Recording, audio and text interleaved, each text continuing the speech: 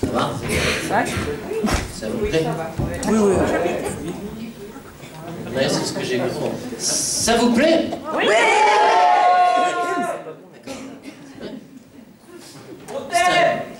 Oh.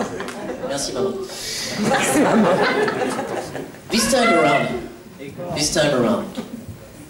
Très intéressante chanson évidemment. Les paroles très fortes. Là encore, on est dans la réponse de Michael, comme je disais tout à l'heure.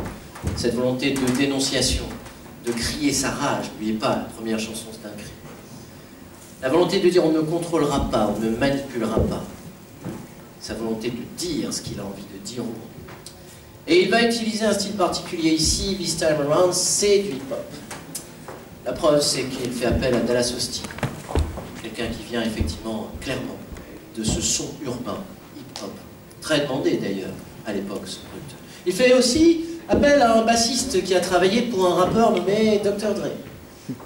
On est bien dans l'univers hip-hop, son urbain.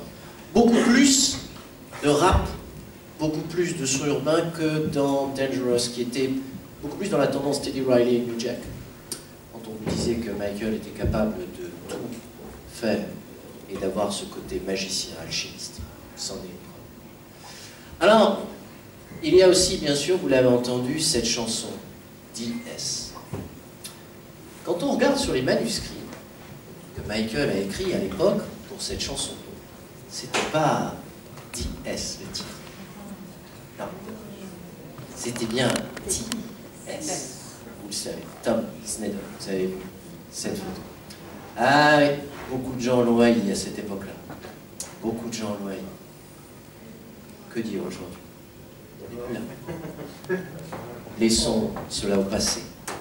Michael aurait sans doute pardonné.